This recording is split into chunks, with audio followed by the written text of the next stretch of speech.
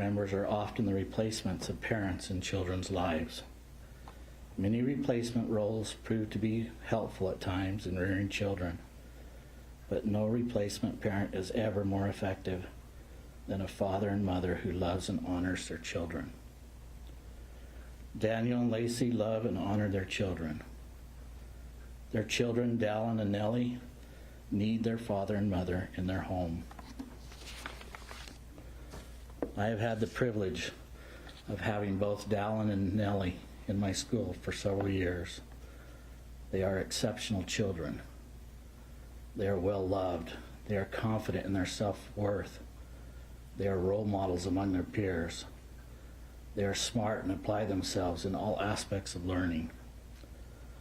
Dallin and Nellie have bright futures in front of them, and I attribute this to the love and support they receive at home. There is no doubt in my mind that in spite of the losses that the Rawlings family and others have had to bear, there will come a day of forgiveness, of gladness and peace for everyone. I have witnessed firsthand Daniel and Lacey's immense gratitude for all the service that has been rendered on their behalf. They in turn have offered themselves as servants to help and uplift others who have broken hearts. When the communities of the White Mountains learned of the tragic events that took place on November 29th, 2019, there was grief and sorrow. There still is grief and sorrow, but maybe to a lesser degree. Going to the aid of the Rawlings family has not only helped and strengthened them, but Daniel, Lacey, and their children have strengthened us. I know for myself that bad things can happen to good people, just like me losing my hand under the care of loving parents that resulted in a tragic loss. It did not condemn my parents to be bad. In fact, the tragedy proved opposite. They were the best parents that I could have ever asked for, and with tender, loving care, they were able to help me and my siblings overcome the tragedy. I would ask that Daniel and Lacey be given the chance to prove that they too can help their children overcome this tragedy by continuing to parent them in their home, to actively participate in school and community events, and to help us all become more loving, forgiving, and grateful. Thank you.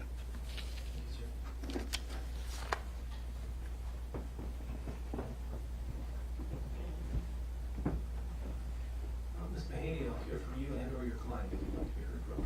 Yes, Your Honor. Mrs. Rawlings would like to make a statement. Would you like her to go to the podium or she can stay there? I'll have her stay right there. We'll just make sure the microphone can be open. I want to start by just saying how much I regret the decision we made that day to cross the creek. It is a mistake I agonize over every single minute and will agonize over for the rest of my life. It is also a burden I have now caused several more people to struggle with, and for that I can never forgive myself. I am so incredibly sorry to everyone involved that day for the loss I can never fix. That is something I am working on learning to live with for the rest of my life. But I want to explain why I choose to keep living and why I choose to keep fighting every single day. It is for my 2 children and my husband who need me. They are my world. My kids are the reason I get out of bed every single day. My kids are the reason I find a way to move on. They deserve a happy life. They deserve a mother who tries her absolute hardest to give them everything they need. We as a family have worked so hard with the help of the most amazing counselor to move forward together. Our lives, we're trying to find a new normal since they were flipped upside down that day in November. It has been extremely challenging. It's really hard work, and we continue to have to work at it every single day. But we are doing the hard work, and we are trying to find joy again. We enjoy being together as a family and finding ways to remember our sweet kids and our sweet niece. We are trying hard to keep their memories alive by talking and reminiscing about them every single day. We as a family decided after the loss of Willa and Colby to donate most of their belongings to charity to try to help other children. Sorry, I lost where I was. My kids were part of every step of going through every item of Colby and Willis. My kids decided to keep treasured memories for themselves. We as a family went through their clothing. We each picked out our favorite articles of their clothing and had quilts made. We each have a quilt consisting of Willa and Colby's clothes. That mean the world to us. My kids don't leave home without them. They sleep with them every single night. My kids also will have framed artwork of their siblings hanging in their room to be reminded of them every day. We still celebrate Colby and Willa's birthdays. We have cake and we share our favorite memories with them. At Christmas time, we still hang everybody's stockings.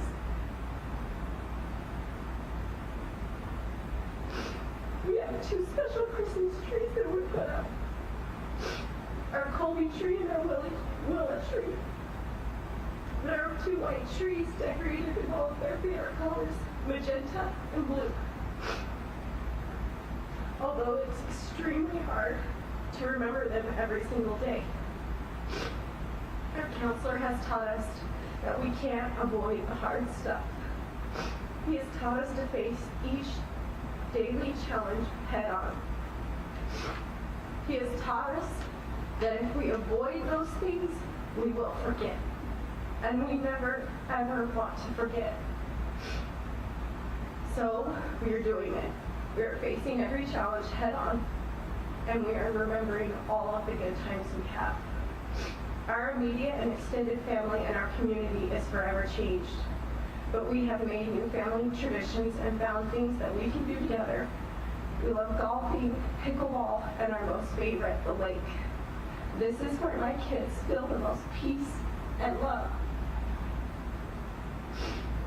We find spending time together as a family, no matter what we are doing, is helping us heal.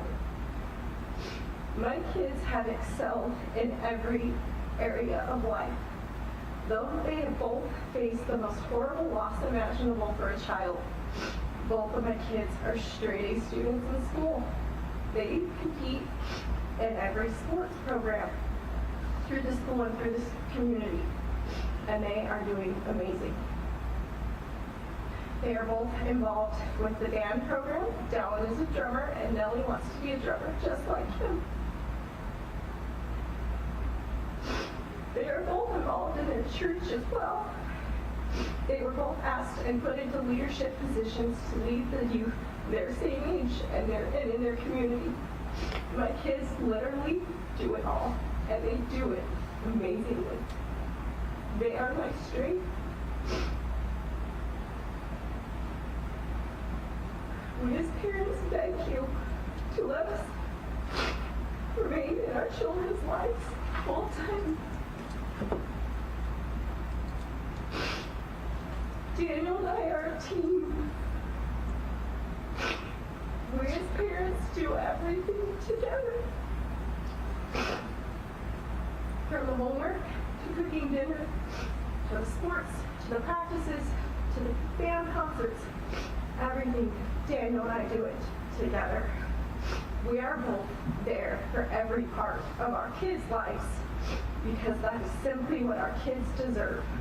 A mom and dad who support them and are there in every single aspect of their life. I promise that I am given the opportunity to be on probation without jail time. I will do whatever I am instructed to do. I will continue to work on myself, however Provision sees fit for me to be successful.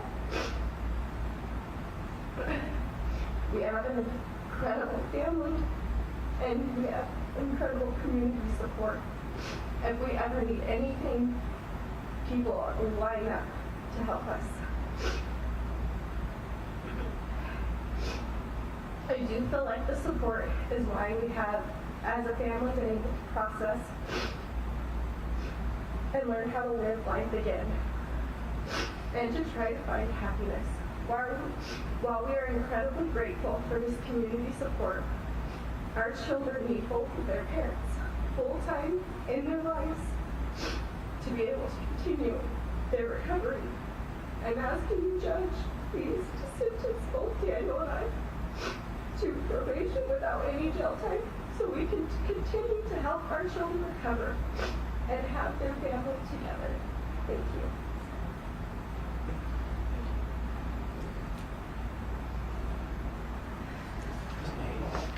Yes, thank you, Your Honor.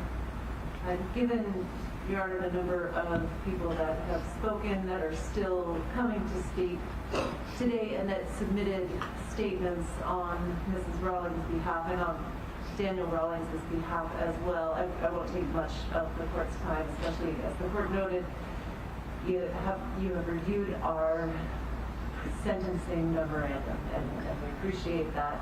I won't speak at length or repeat any of those facts that we made in the sentencing memorandum. I will ask the court, though, to find in mitigation that Lacey Rawlings has clear and very strong community support. It's likely the clearest and strongest community support I've ever seen. She also has clear and strong family support. She has that from a very strong family, as the court can see from the folks that are present today and that spoke today as members of the family. She has absolutely no criminal history, none at all. She's taken full responsibility for her role in this incident, in this tragedy.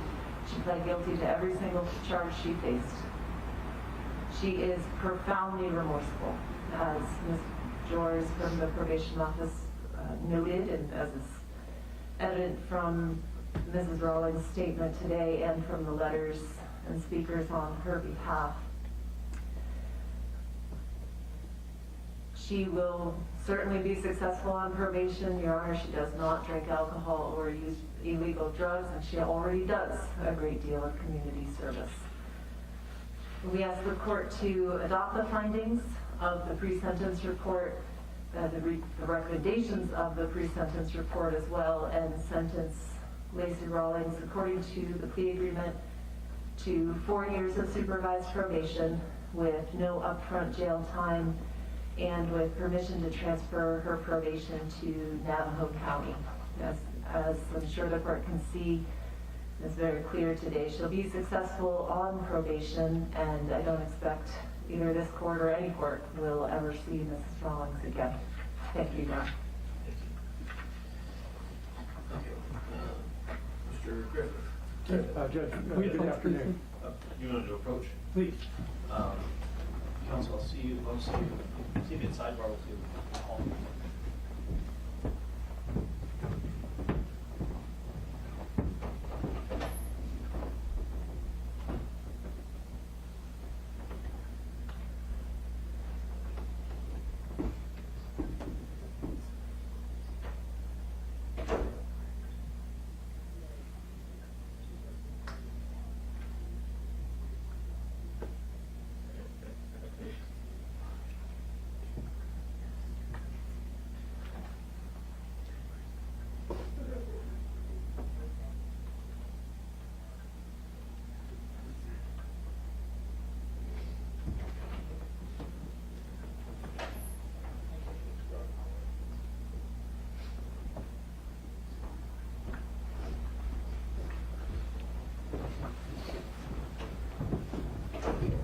We're going to go ahead and take our afternoon recess. At this point, it's 2:25. We plan on returning at 2:40. And when we come back, Mr. Griffin, if you want to go ahead and work with the bailiff so your first person is ready to go. We got them lined up, Judge. With that, we'll stand at recess till 2:40. Thank you.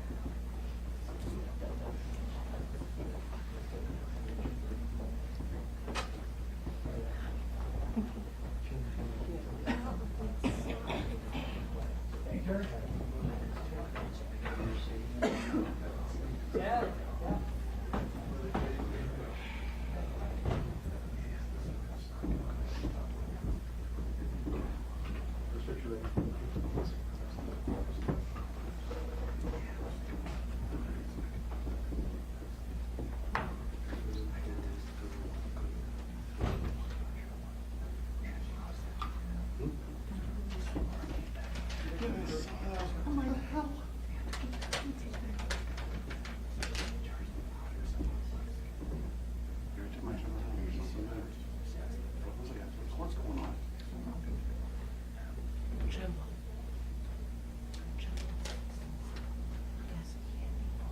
It's on the desk, you know where? Is it open? You know where this stash is, Sarge? I really need towels. They're in the cabinet.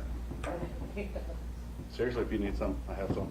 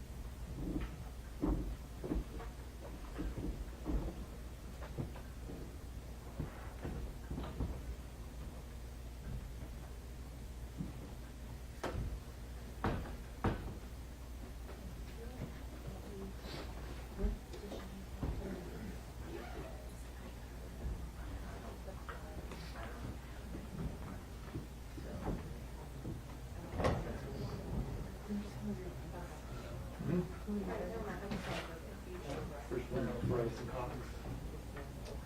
Then Todd Lee. Then Troy Merrill. Josh Peter. Nathan Sherman.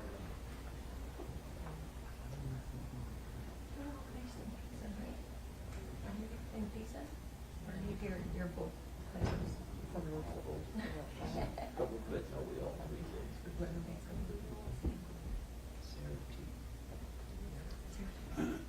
Sarah especially.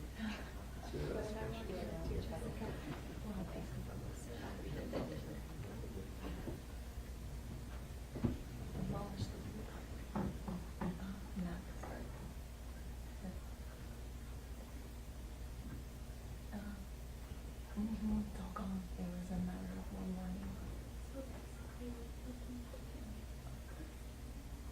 Yes, so that's what they said. But I think there was some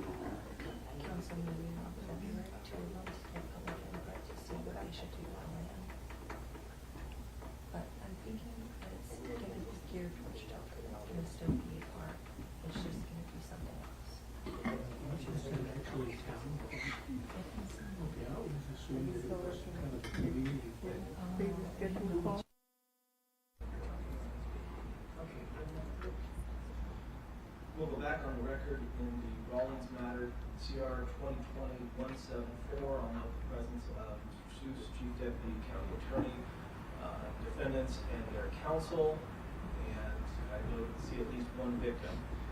I think as we were ending the morning, Ms. Elledge had indicated that two of her clients wished to address the court. Mark, is that still the case? Okay. Why don't you, and I think you were going to bring them in through the back just so they don't have to go through as many people. Let's do that. As soon as I hear from them, Mr. J. Rawlings, I'll hear from you, and then I'll hear from defendants.